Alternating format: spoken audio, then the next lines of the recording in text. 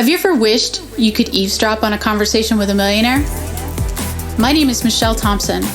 I'm a retired project controls engineer and business professor, and that's exactly what I'm going to do in this podcast. I get to ask the questions that everyone else wishes they could. I'm going to find out exactly how they were able to build their empires through automation and outsourcing.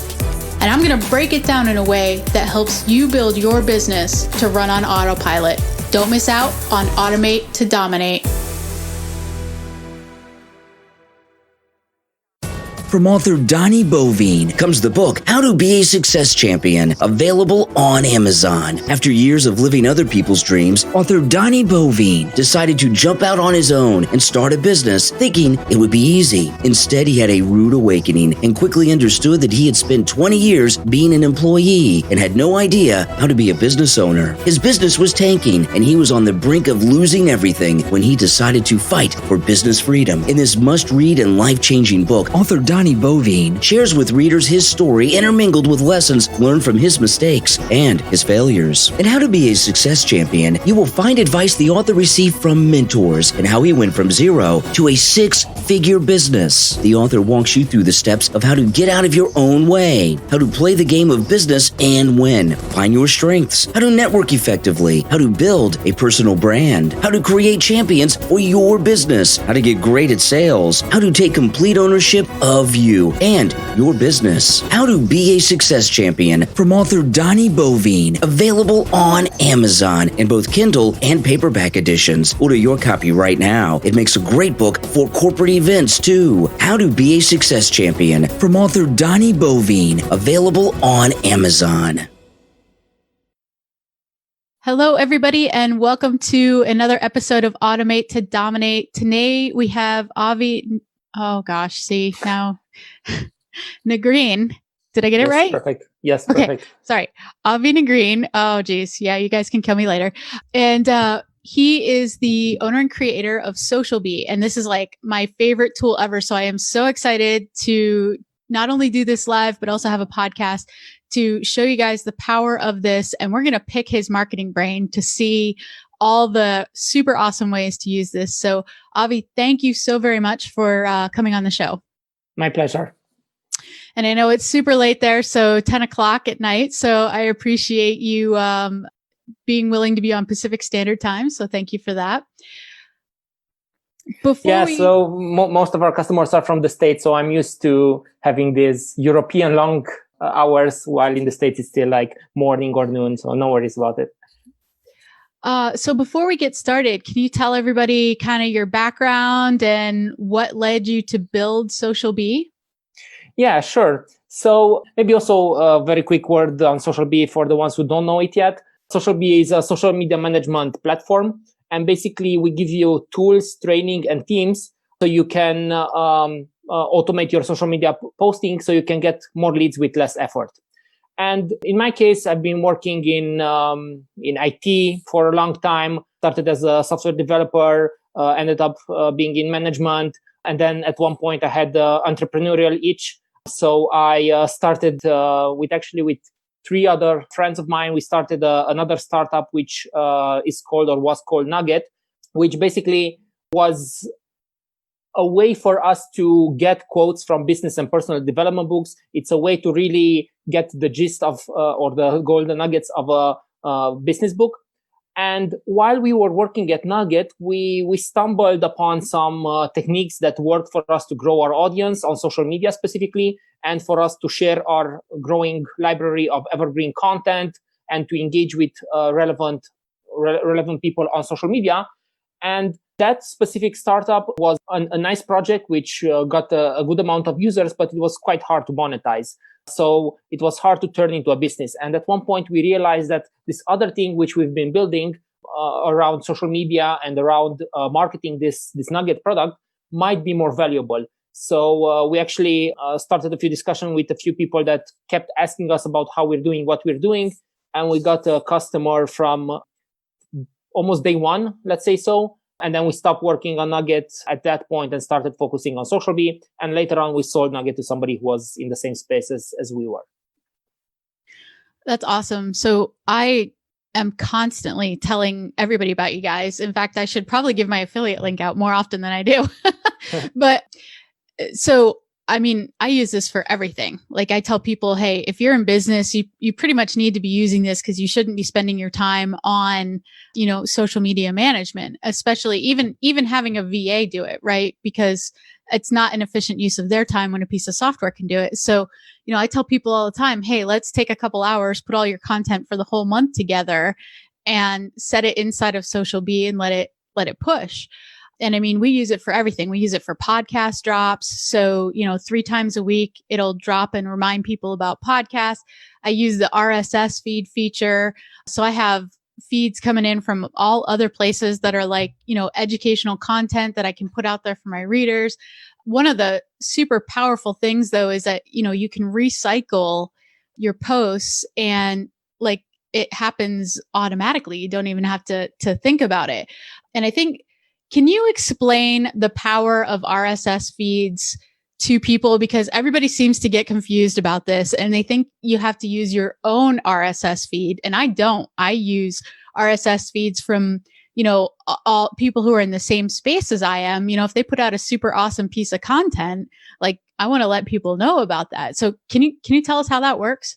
Yeah, sure. Exactly. I also agree that RSS are quite powerful, and it's a shame that Google at one point almost single-handedly killed the RSS as a technology because they had bigger plans which did not include the RSS part. But for the people who don't know what an RSS feed, it's not for humans. It's actually a way for software and for other websites to notify other software when there's a new blog post. So all of the WordPress websites come out of the box with an RSS functionality, but also most of the major websites providers have an option to generate an RSS feed. And what this does is that basically whenever there's a new blog post that you just published on your website, that one also gets published in that RSS feed, which if you open it up, it looks kind of strange with all sorts of strange characters in it.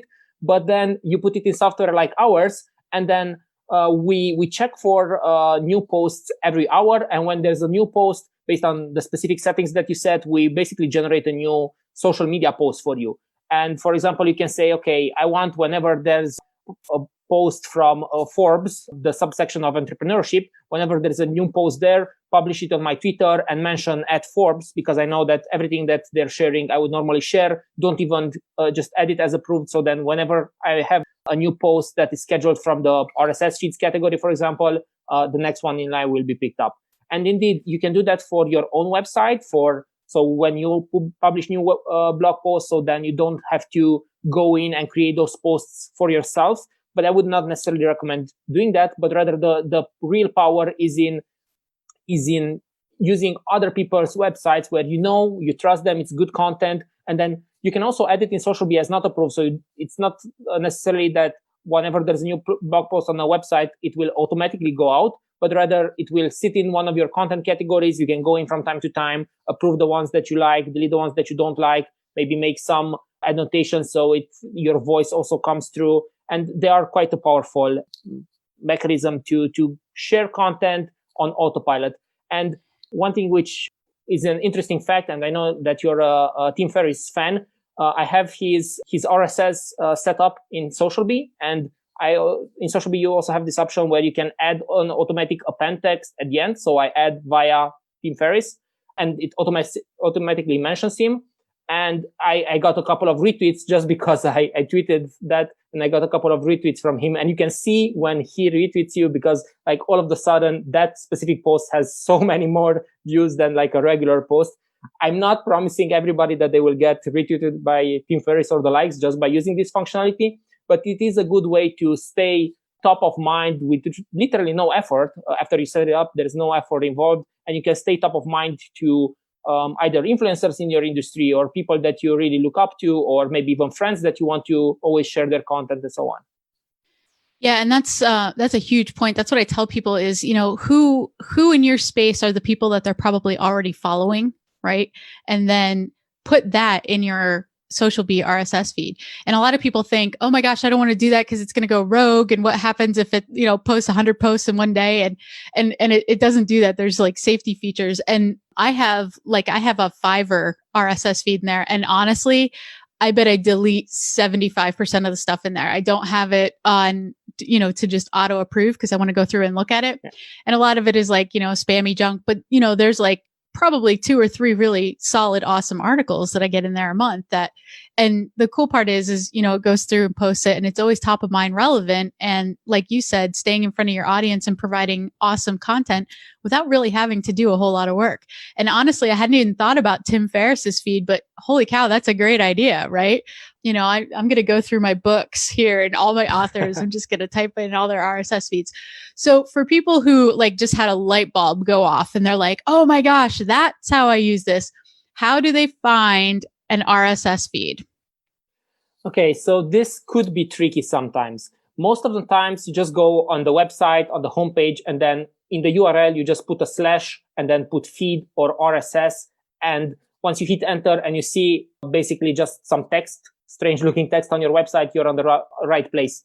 We also have on our help section a document which specifically gives you multiple tips to how to find the RSS feed, because usually it's not as straightforward.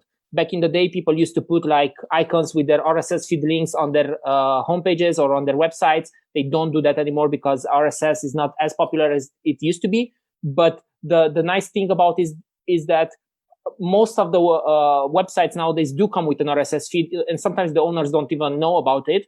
And it's something that you can use to your advantage to save time, as we mentioned earlier. Yeah, absolutely. And there used to be a couple tools out there that would find the RSS feed for you, but they don't really work anymore. So now you're right. It's kind of hunt and peck. But that article that you have is really, really good at, it's usually one of these 3 things, and so if you just kind of play with it and try and you get something that looks like a whole bunch of gobbledygook on your screen, you got it. Exactly. And for that article, just so we don't like send people to hunt all over the internet, basically, if you will try out SocialBee and just a trial account can also do at first. And if you go in the RSS section at the top, we link to that specific article so we can help you find that RSS feed, because indeed, sometimes it's trickier than it should be. Yeah. And so I kind of want to go into a couple things. So the piece of software itself is super hugely powerful. And to hook up 5 accounts, guys, it's $19 a month, which is a no-brainer because it easily saves me, 20, 25 hours a month, just this one piece of software that's like $19 a month, which is crazy. But then Avi also has a service where he will actually generate all the content for you and load it into your SocialBee. So, literally you can set it and forget it. So can you tell them about that service? Yeah, sure. So basically SocialBee, and this is like the strange part because people think of us first of all as a software as a service startup. But besides the platform, besides the software that we talked about, we also have services that you can add on top of them. And we call them concierge services. They're done by real humans just for you.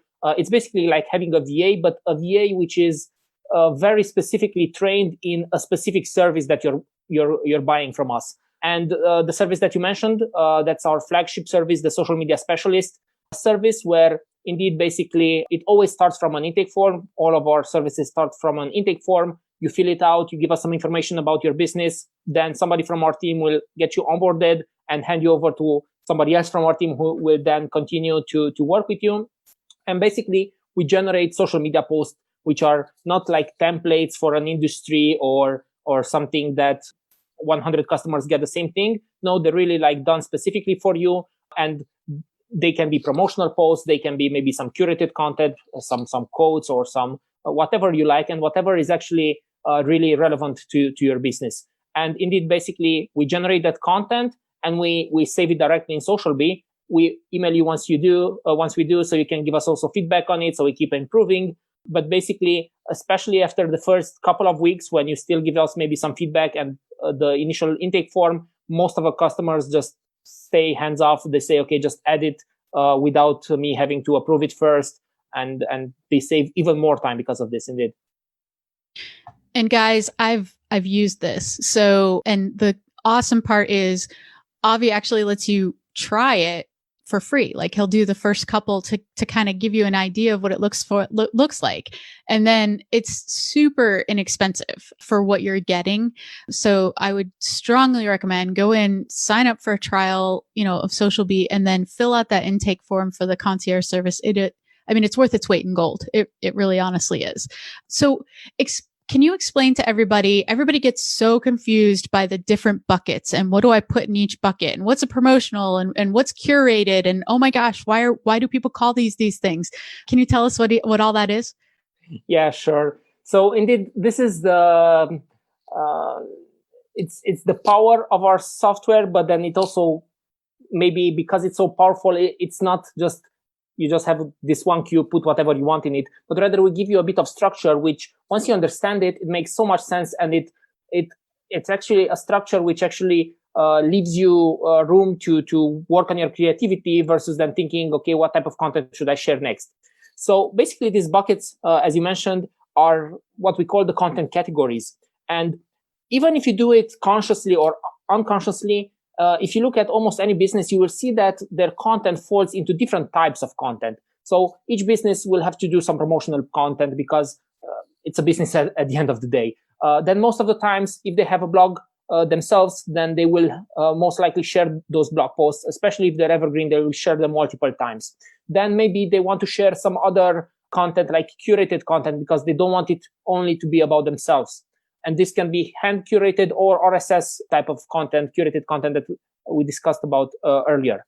Then another category could be maybe something more light, like some engagement driving content, like some quotes or questions or something fun, and so on. So basically, when you first go into SocialBee, we give you some of these categories as some best practices, and we set them up for you, but it's up to you to change them as you want. So for example, if you have a YouTube channel, you can create a category just for that YouTube channel. Or if you have one specific friend that has some articles that you always want to share on Fridays, you can create a category for that specific type of content. And then this is the first half. The second half is about scheduling the content. And how we're different from other tools, which are like a queue-based tool, is that instead of scheduling a specific post at a specific time, which you can also do in SocialBee, but we don't recommend that, you're actually scheduling categories. So instead of saying, I want this specific post to go out on Monday at 2, you say, I want a promotional post from the promotional bucket or the promotional content category to go out on Monday at 2. And then what happens is that you just need to make sure that all of these buckets, all of these content categories are filled or have enough posts in them. And then when it's a time for us to post from that specific category, we take the post one by one until we get to the last one. And then if it's an evergreen category, we just jump to the first one again. So this way, not only that you have better content mix because of this structure with the content categories, but for the content that you want to share multiple times, we can recycle it with this evergreen functionality. And so guys, with SocialBee, we're not just talking about Facebook, right? So that we're talking about all social platforms. So we're talking about Instagram, we're talking about Twitter, we're talking about LinkedIn, we're talking about Pinterest, which we have to hook up with Hootsuite, right? To get it to work, but it works seamlessly. I've done it. And Facebook. Did I miss any? Did I miss any? Yes, Google My Business. Oh, Google My Business. Oh my gosh, how did I forget that?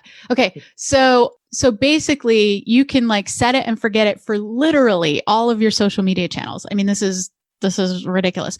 Okay. So the one question I get all the time is, how frequently do I post? Because I don't want to piss off my listeners. So how have you found the happy medium of, when to post, what to post without being the slimy sales guy?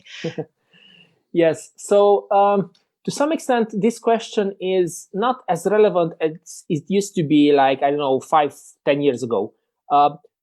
Maybe 10 years is a bit too much, but like 5 years ago. And this is because almost all of the big social media platforms nowadays have changed from a hierarchical, from a chronological posting. So your wall, when you go on Facebook, you won't see all the posts in a chronological order, but rather the algorithm chooses the post that you see. So then basically also the specific posting time is not as relevant as it used to be. And the frequency is also not that relevant, because especially if we're talking about the Facebook, we're thinking about Facebook, basically, if you are not going to pay money to Facebook, which is what they want you to do, the organic rates have dropped a lot. So most of the people that you have as fans on Facebook won't see what you're posting, or unfortunately.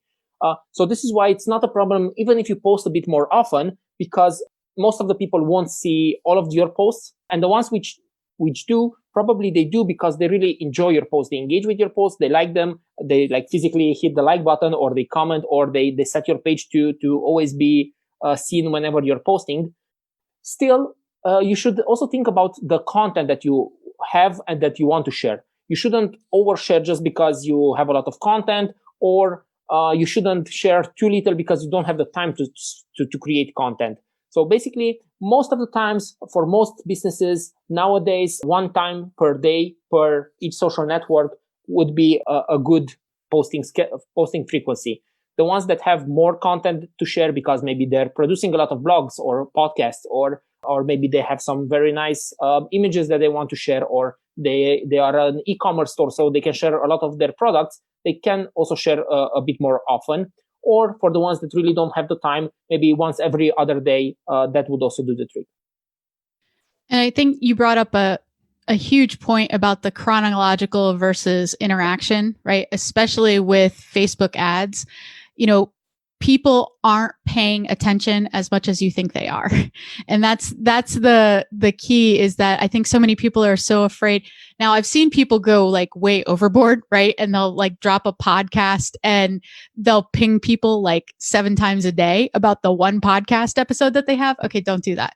But people aren't, and I learned this from Julie and Kathy, Julie Stoyan from Launch Gorgeous.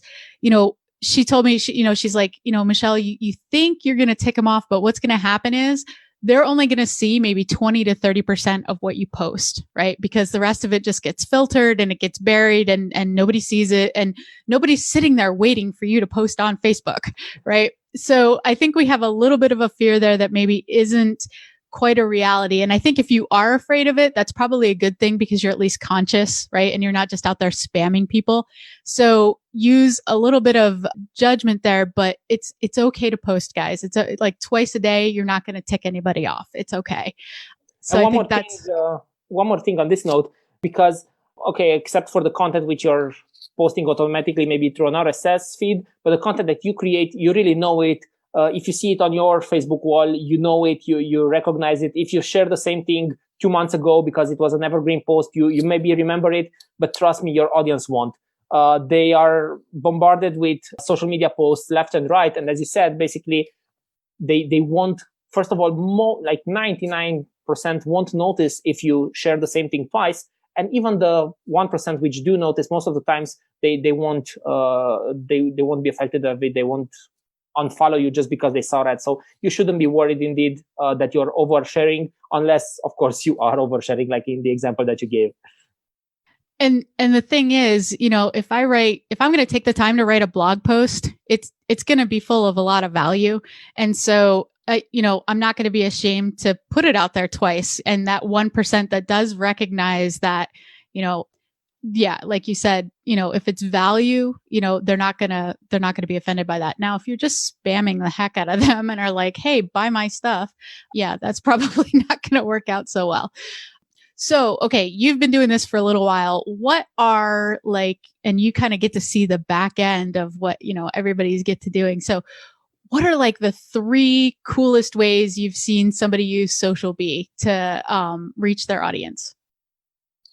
Oh, interesting question.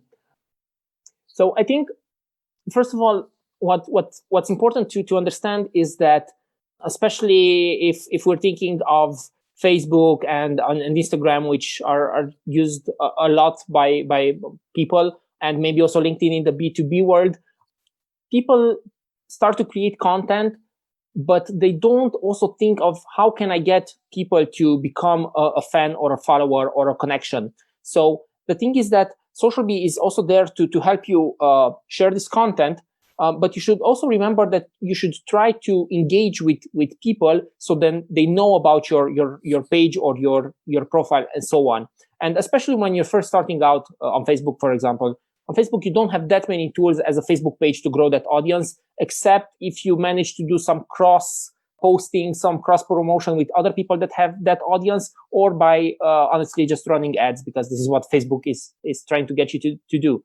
On Instagram, you have a bit more control there, because with your page you can go and engage on specific hashtags, or with the specific followers of an account which is relevant to you. While on Facebook, the engagement from a page level is a bit more limited. Now, you can still go in Facebook groups, where a lot of the action is nowadays happening in Facebook groups. So you can still go in Facebook groups and smaller communities, and it's important to be in your specific niche, and then try to engage there, and try maybe to share the content that you have, to share it on your page, and then share that post in a Facebook group. So that way, people will find that content, which is hopefully valuable, and then they will also know about your page. Then I think nowadays it's also, I mean, to some extent it has always been the case, but it's especially if I'm looking at LinkedIn, it's also about more storytelling that you would expect from a B2B platform. So people are really writing longer form, almost like blog posts in a LinkedIn post, with emotions and with stories, and they try to engage their audience that way. And then one more thing, which is also something that all of us are seeing, is the decrease of the time span. So especially like on a platform like Facebook or Instagram, things should be like short and snappy and engaging. So there are differences between the different networks, and you should always take them into account as well and as much as possible. So now, does your training go through and teach them the differences between the different platforms, and you should use this technique with this one and this technique with this one? And tell us about that. Yeah, so indeed, basically we have the tools part. So the platform, we have the teams part, which is the concierge services. And then also we have the training part, which is the SocialBee University. And we just had recently a cohort for the SocialBee University.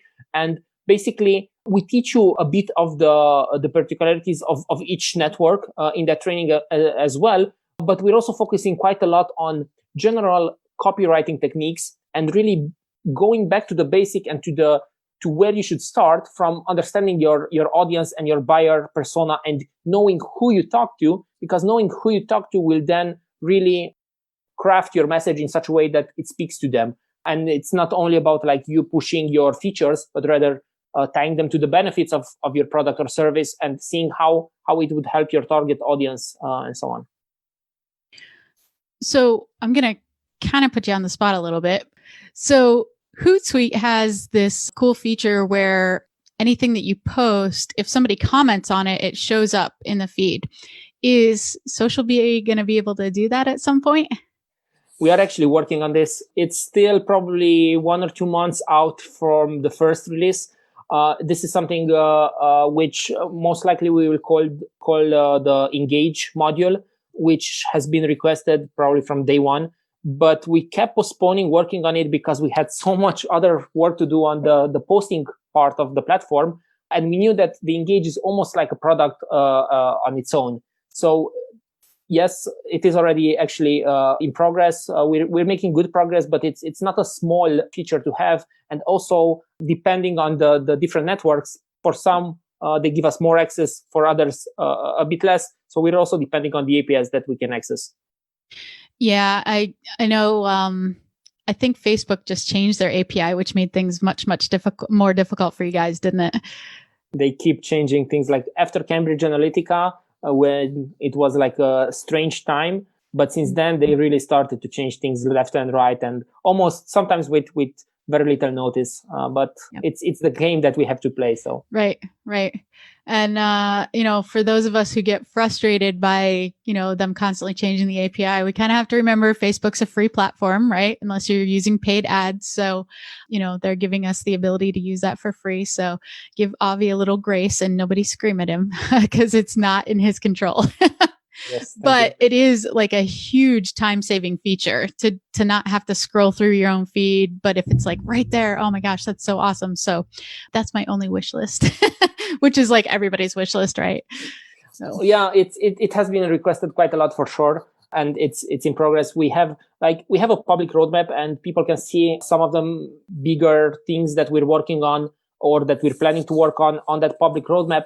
But if you would look at our internal roadmap, I mean, I don't even know how many ideas or cards we have there. Like, it's a few hundreds, and some of them are prioritized already, and we know that we want to work on them. Some of them are just ideas. Some of them are things that we know that we would want to improve, or some extra thing that we want to add in some parts of the platform. But it's always about like prioritizing and really using our resources to the best way possible, so we can really bring these big features that are saving a lot of time. Because indeed, as you said, this is the main thing that we do. We're really saving you a lot of time. Okay, so one of the things that I always get pushback from is people know there's this amazing tool out there and they're super excited to learn about it. And then they are scared to death of it because it's this like, they log in and they're like, oh my word, there's all these buckets and tiles and I have no idea how to set this up. How can you help them get over that fear and just take the plunge? And what's the easiest way to go in and set this up inside of SocialBee once they sign up for their trial? Because everybody listening better be signing up for a trial. So I am going to give you 3 answers to this one. So first of all, as I guess you also saw, we had like a full UI revamp maybe a couple of weeks ago, or maybe it's been like 3 weeks or something like that now. So that has also been in the works for a few months now. And that was basically a version 1, which will allow us to keep improving our UX and the UI, so it's easier to use, because that's the thing that we have to struggle with. How can we keep it so powerful but still simple to use? And for the simplicity part, we also built in a wizard, so it just walks you through all of the steps that you need to do to set up your buckets and your schedule, and we have a video for each of the steps. So we do give you that information, but we always keep working to improve that part. Now, the second, go ahead. I was just going to say, guys, I've done it. Like, I've gone through the tutorials and used the wizard, and it's literally point and click. Like, it's super simple. Don't be scared. Dive in and do it. Okay, next. Yes, exactly. And we are actually giving like best practice, like both for the categories and then also for the schedule, because you asked me how often you should post. And then basically on the schedule, on the setting up of the schedule part, we ask you if you want to post only now and then normally, or you want to like post heavily. And then based on one of those settings, we give you already some presets which will work for 99% of the users. And then if you want to change it afterwards, you have full control over that. So yeah, then the second option would be to just go on socialbee.io, and on the top right part, you will see a link to book a demo, which will take you to socialbee.io/calendar. And then basically you can walk in a one-on-one call with one of my colleagues, which will walk you through the platform. They will answer any questions that you might have. So basically we set you up for success that way. And then the third option is that indeed, once you start your trial, most of the times we are running some type of promotions in there that if you become a paying customer for just like, as you said, as little as $19 per month, we will give you a full onboarding. So basically our team will set everything up for you. Again, we ask you to fill a small intake form so we know a bit more about your business. But then not only that we set up your categories and your schedule in SocialBee and your RSS feeds and so on, we also create some initial posts for you. So basically, you will be able to experience to some extent also our social media specialist service through this. And then at the end, we sometimes create a video to show you what we set up for you in SocialBee and where we set it up, so you know how to take it up from there. Or maybe if you want, you can also book a subsequent call with our team so they can walk you through your SocialBee account then already, or to just answer any questions that you might have. So this would be like the 3 ways. And indeed, you just like need to spend like save, I don't know, 15, 30 minutes to first set it up. But as you said, you set it up in the beginning and then you're set for a month. And then maybe as you keep adding content to it, basically you can spend maybe even less and less time to adding new content, unless you really want to like craft your posts and so on. But you spend a bit of time, but then set it and you can literally forget it. Yeah. And we love set it and forget it. So that's what this is all about, is about automation and, set it and forget it. So Avi, thank you so much. I want to be super respectful of your time. I have one question that I always ask everybody from an entrepreneurial perspective. If you could give an entrepreneur, like you met him at a party, if you could give him one book to read, what would that book be? Okay. It would be, so I think it also depends like where they are in their development cycle, but it would probably be High Output Management by Andy Grove. So this is a book which is from the 80s or 90s, I believe. And it's funny, like when you start reading it, at one point it starts with something along the lines like the major productivity things nowadays are this thing from Japan, like the Toyota lean manufacturing way, and this thing called email. And it's funny how it has some of these small things which really dates the book. But besides that, all of the advice there is timeless. And it really shows you how to not only set up processes and how to think in a scalable way, not only from a processes point of view, but also from a team point of view, and really setting up your company and creating OKRs and creating those meetings that you would need with your employees or even VAs or whatever. So it gives you so many tools, and it's definitely my favorite when it comes to business books. And I'm sure that a lot of like more of the processes type of books have been recommended here already, so I won't go into that now. Awesome. Thank you so very much. I really appreciate it. Any last parting thoughts before we sign off? Yeah, I think what's important is to really start also like automating and start with the small things and really keep improving them. Because I think this is also something which is almost like a bug. Like once you get the automation bug, you want to keep automating and you want to automate more and more. And it's also important not to fall into the trap of overdoing it, because then you might spend so much time to come up with that very perfect automation, which then it takes you more time than it saves you. But as you see that something that you're doing it repeats itself, is recurrent, and it takes you quite a lot of time, make sure, first of all, you document it, and then start to really automate it with tools like Zapier, which I know that you love as well. And it's like my second favorite tool after SocialBee. And I don't know if you know this, but actually— Of course it's your second favorite one. Yes, it has to be. And I don't know if you know this, but SocialBee version 1, like 4 years ago, almost 4 years ago now, was started on Zapier integrations on Google Sheets and on posting through like third-party tools. And it was such a hacked together solution. But since then, we like really built it properly. But we managed to do that in a way which like probably anybody who spends some time and maybe has a bit more knowledge of an Excel and so on, but would be able to build an initial version of this. So indeed, like definitely start with the automation, because it's going to save you so much time for you to focus on what really matters in your business. Yeah, and I think that's huge. I mean, you brought up two really good points. The first one is done is better than perfect, right? So just implement.